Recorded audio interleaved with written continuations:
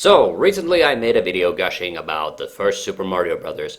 So here's now the Sega equivalent. Sonic the Hedgehog was released onto the world in 1991, and I can't stress enough what a cultural juggernaut it immediately became. For context, Sega had only just made its rep, going from an underdog reveling under Nintendo's success to standing shoulder to shoulder with them. But Sonic only hit the Mega Drive in 1991, the fourth year of the console's existence, and considering what an impact it had, it seems ludicrous. And I don't mean just an impact in the game world. Sonic had cartoons, comics, merchandise up the butt, and in 1993, Sega even sponsored an F1 race because they had so much money to throw around. Sonic's meteoric rise to fame was just unequaled, and the only reason people clown on it so much now is because of Sega's poor decision making in the following years. But for now, let's look back on the first Sonic. Yes, I called it the Mega Drive, and yes, I'm playing the PAL version, because I'm a smelly European and proud of it. Now, it sometimes saddens me to realize that so many people don't really give Sonic 1 the same kind of love as some of the other installments. Granted, Sonic 2, which is unquestionably one of the greatest video games ever, and also my favorite installment of the series, did come out only a year later, and maybe slightly buried its progenitor and its accomplishments. But Sonic 1 is absolutely my second favorite of the 16-bit installments, and I'll get into all the reasons why. The number one criticism this game gets is due to its gameplay. Sonic 1 has a really simple control scheme. You use the D-pad to run, and every button jumps. That's it. There is no spin dash. Though Sonic will roll into a ball if you press down while running or while going downhill. Now yes, the later Sonic games make such heavy use of the spin dash that I can understand why people get a bit annoyed when they realize it doesn't exist in Sonic 1. But to me, this was never really a problem because the game isn't really built for the spin dash.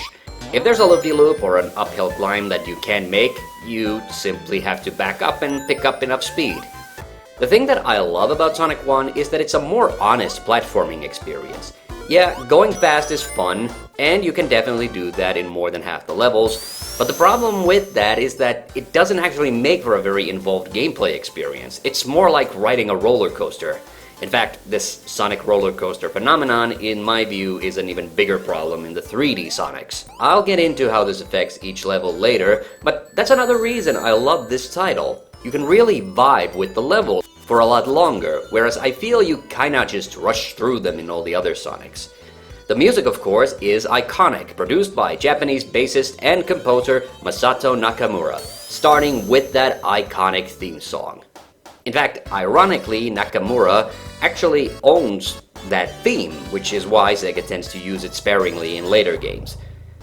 I've made a ranking of the soundtrack for this one, of course, and I'll just throw it out there. Green Hill Zone's theme is absolutely iconic, one of the best level 1 themes ever. Marble Zone's doomy vibe in the PAL version makes that one of my all-time favorites, and finally the uplifting Starlight Zone theme is just brilliant.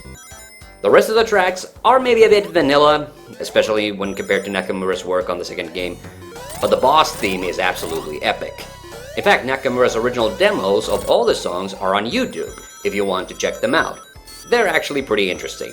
And just like I did with the Mario video, let's have a zone-by-zone run-through of the game. Green Hill Zone is, of course, the most iconic first level from any Sonic game. I said this in the soundtrack ranking, but Sega's never been able to outdo how good Nakamura's theme for this one is. I always love that you see the ocean in the background. It's an interesting choice of detail and makes this look very fresh. In the third level of Green Hill, you start to have these weird obstacles, the rolling log with the spikes and walls you can bash through. These are all pretty interesting. The Robotnik fight here is also pretty iconic, and I'm kinda sad to say it's one of maybe only 3 good fights you have against him in this game. I just love that giant ball. However, in the PAL version, he does move ridiculously slow, so it's really easy to dodge. Marble Zone has always been one of my favorites. Here the training wheels come off and you have the giant spike platforms and lava everywhere. This level forces you to think about Sonic's movements more meticulously. I've always loved the design of the walls and the general color scheme, even if the level does appear quite threatening after that friendly first zone. The only part of the level I've never really liked are these annoying worm things, because you have to hit them on the head, otherwise they split up. And yeah, the Robotnik fight in this one's pretty lame, with him just alternating platforms with his fire drops. Springyard Zone is the precursor to all the casino-style levels in later Sonic games, though not quite as flashy. However, I really like it.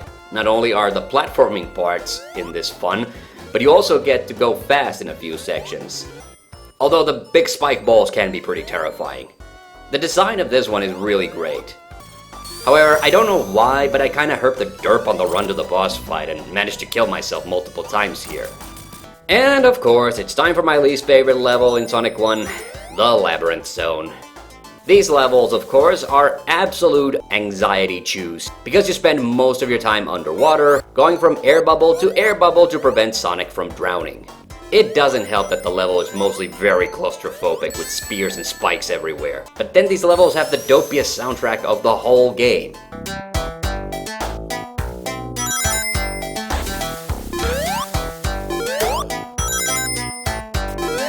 Zone 3 also includes the never-ending water slide, where you have to know to jump off to activate the exit.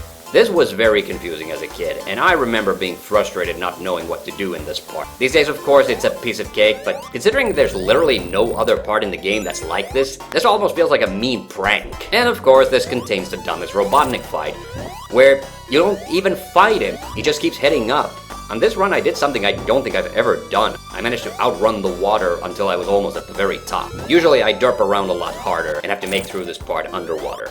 Starlight Zone is another one of my favorite zones from the game. I just really love the music to this one, and it's quite a nice breath of fresh air after Labyrinth Zone to boot. It does have some tricky level design, and even some dicky level design. But you get to zoom around a lot as well as do precision platforming on the seesaw thingies. The Robotnik fight here is also probably my second favorite from the whole game, where you have to bounce the spike balls back at him, or alternately you can just bounce yourself up to attack him. And finally, Scrap Brain Zone, which is my second least favorite zone, but honestly it's still a lot more fun than Labyrinth Zone just because you get to do stuff like defy the laws of physics. But it's very dour, kinda depressing almost. I guess that is supposed to be the point, but yeah, this one kind of brings the mood down a little bit. Especially because just before the final battle they force you to do a mini Labyrinth Zone stage. I guess this is kinda like doing the random water level bit in the final Bowser Castle in Super Mario Bros., but it still kinda sucks. The final boss fight is honestly kind of easy. I mean, in these 2D installments, they regularly had you do the fight without any rings, which should be really scary. But this battle is so chill, it's really more of a test of your patience and concentration. And of course, at the end, you get to drop Robotnik's ass.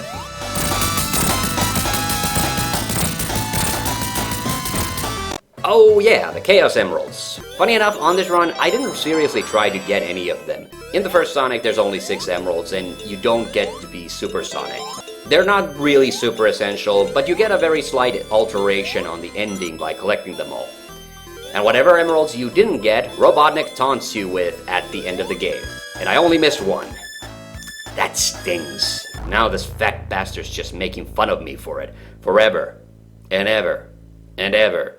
So that was Sonic 1. Apart from the lack of a spin dash, the game is incredibly solid and has a nice level of variety and a great soundtrack. Even though Sonic 2 is my favorite game of the series, I gotta be real, whenever I feel like playing old school Sonic, I tend to pop this bad boy in most of the time.